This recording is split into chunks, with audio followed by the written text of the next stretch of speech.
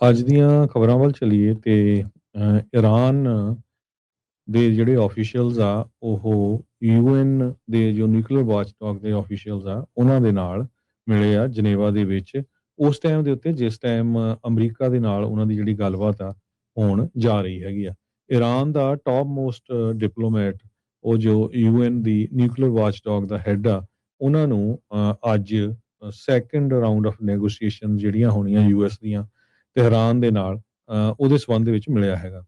Iran ਦੇ foreign minister Abbas ਅਰਗਾਚੀ Rafale ਗਰੋਸੀ ਜੋ director general ਹੈਗੇ ਇੰਟਰਨੈਸ਼ਨਲ ਐਟੋਮਿਕ એનર્ਜੀ ਕਮਿਸ਼ਨ ਦੇ એનર્ਜੀ ਏਜੰਸੀ ਦੇ ਉਹਨਾਂ ਨੂੰ ਮਿਲੇ ਹੈਗੇ ਆ ਨਾਲ ਜੋ ਈਰਾਨ ਉਹਨਾਂ ਦੇ ਫੋਰਨ ਮਿਨਿਸਟਰ ਬਦਰ ਅਲ ਬੁਸੈਦੀ ਓਮਾਨ ਦੇ ਉਹ ਵੀ ਉੱਥੇ ਸੀਗੇ।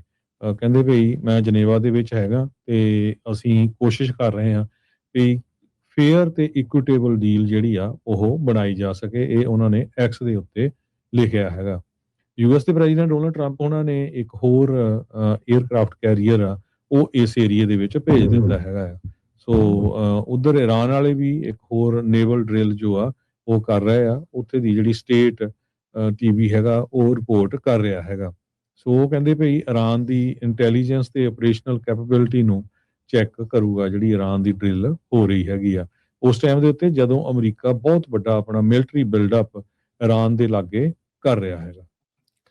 ਜੀ, ਬਿਲਕੁਲ। ਸੋ ਸਟੇਟ ਆਫ ਹਾਰਮਜ਼ ਦੇ ਵਿੱਚ ਕਹਿੰਦੇ ਵੀ ਜਿਹੜੀ IRGC ਈਰਾਨ ਰੈਵੋਲੂਸ਼ਨਰੀ ਗਾਰਡਸ ਵਾਲੇ ਆ ਉਹਨਾਂ ਦੇ ਦੁਆਰਾ ਇਹ ਜਿਹੜੀਆਂ ਡਰਿਲਸ ਆ ਫੌਜੀ ਅਭਿਆਸ ਆ ਉੱਥੇ ਕੀਤੇ ਗਏ ਆ। ਸੋ ਸਟੇਟ ਆਫ ਹਾਰਮਜ਼ ਬੜਾ ਅਹਿਮ ਪਾਣੀ ਦਾ ਰਾਊਟ ਆ ਜਿੱਧਰੋਂ ਦੀ ਯੂਰਪ ਵੱਲ ਤੋਂ ਵਾਲੇ ਪਾਸੇ ਤੋਂ ਜਦੋਂ ਏਸ਼ੀਆ ਵੱਲ ਨੂੰ ਜਾਂਦੇ ਨੇ ਤਾਂ ਉਸ ਰਾਹ ਥਾਣੀ ਜਿਹੜਾ ਉਹ ਨਿਕਲ ਕੇ ਜਾਇਆ ਜਾਂਦਾ ਆ। ਅਕਸਰ ਆਪਾਂ ਇੱਥੇ ਦੀਆਂ ਖਬਰਾਂ ਜਿਹੜੀਆਂ ਉਹ ਸੁਣਦੇ ਰਹਿੰਦੇ ਆ। ਸੋ ਮੈਨੂੰ ਤਾਂ ਇੱਦਾਂ ਲੱਗ ਰਿਹਾ ਹਰਜੋਤ ਸਿੰਘ ਜੀ ਵੀ ਸ਼ਾਇਦ ਕੋਈ ਨਾ ਕੋਈ ਇਹਨਾਂ ਨੇ ਸਮਝੌਤਾ ਜਿਹੜਾ ਇਵੈਂਚੁਅਲੀ ਅਮਰੀਕਾ ਦੇ ਨਾਲ ਕਰ ਲੈਣਾ ਹੈਗਾ ਆ। ਜਿਸ ਤਰੀਕੇ ਦੀ ਇਸ ਟਾਈਮ ਗੱਲਾਂ ਬਾਤਾਂ ਆ ਜਨੇਵਾ ਦੇ ਵਿੱਚ ਜਾਣਾ ਗੱਲਬਾਤ ਜਿਹੜੀ ਉਹ ਕਰਨੀ ਉਸ ਪਾਸੇ ਵੱਲ ਨੂੰ ਜਿਹੜੀ ਉਹ ਲੱਗ ਰਹੀ ਹੈਗੀ ਹੈ। ਇਵੈਂਚੁਅਲੀ ਇਹਨਾਂ ਨੇ ਦੇਖਿਆ ਹੀ ਆ ਵੀ ਅਮਰੀਕਾ ਦੇ ਦੁਆਰਾ ਵੈਨੇਜ਼ੁਏਲਾ ਦੇ ਵਿੱਚ ਜਿੱਦਾਂ ਹੋਇਆ ਕਿਊਬਾ ਨੂੰ ਜਿੱਦਾਂ ਧਮਕੀ ਜਿਹੜੀ ਉੱਥੇ ਦਿੱਤੀ ਗਈ ਆ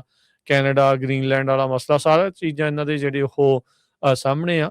ਸੋ ਈਰਾਨ ਦਾ ਜਿਹੜੇ ਮੌਜੂਦਾ ਰਾਸ਼ਟਰਪਤੀ ਤੇ ਜਿਹੜੇ ਫੋਰਨ ਮਿਨਿਸਟਰ ਆ ਉਹ ਕਿਤੇ ਨਾ ਕਿਤੇ ਥੋੜ੍ਹੀ ਨਰਮ ਸੁਰ ਰੱਖਦੇ ਨੇ ਅਮਰੀਕਾ ਵੱਲ ਨੂੰ ਜਾਂ ਉਹਨਾਂ ਦੇ ਵੱਲ ਨੂੰ ਥੋੜ੍ਹਾ ਜਿਹਾ ਉਲਰਦੇ ਨੇ। ਸੋ ਹੋ ਸਕਦਾ ਹੈ ਵੀ ਕੋਈ ਡੀਲ ਇੱਦਾਂ ਦੀ ਜਿਹੜੀ ਆ ਈਰਾਨ ਦੇ ਨਾਲ ਅਮਰੀਕਾ ਦੀ ਇਵੈਂਚੁਅਲੀ ਜਿਹੜੀ ਉਹ ਬਣ ਸਕਦੀ ਹੈਗੀ ਆ।